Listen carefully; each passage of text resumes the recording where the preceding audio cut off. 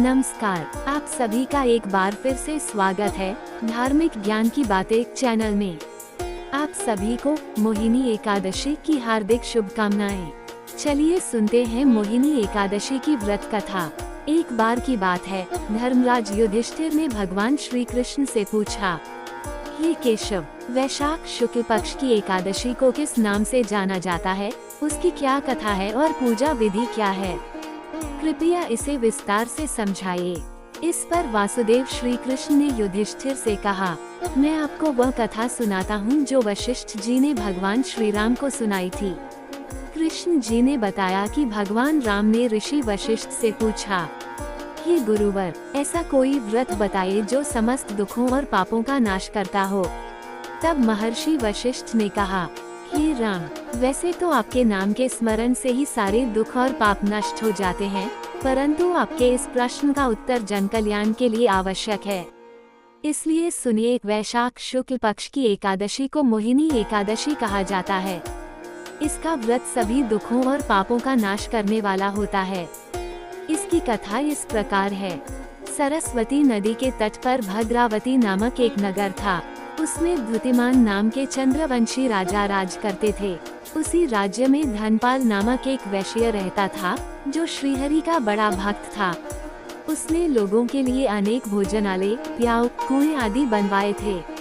उसके 5 बेटे थे, सुमन, सद्बुद्धि, मेधावी, सुकृति और दृष्ट बुद्धि। इनमें दृष्ट बुद्धि पापी था। वो पितरों को नहीं मानता था और बुरे कर्मों में लिप्त रहता था। जब धनपाल को इसका व्यवहार अस्वीकार्य लगा, तो उसने उसे घर से निकाल दिया। दृष्ट बुद्धि ने अपने गहने बेचकर जीवन यापन शुरू किया, लेकिन जब उसका सारा धन समाप्त हो गया, तो उसके साथियों ने भी उसका साथ छोड़ दिया।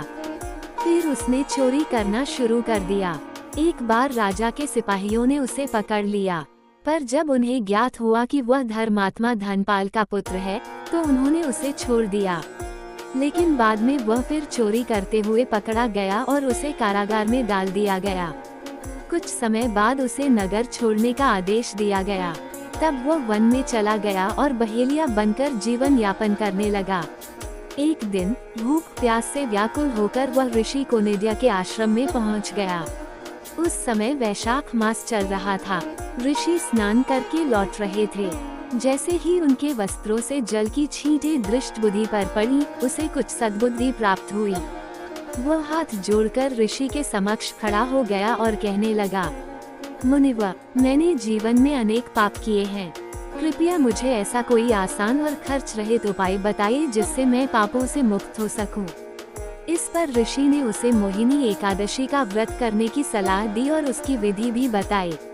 दृष्ट बुद्धि ने विधि पूर्वक उस व्रत को किया।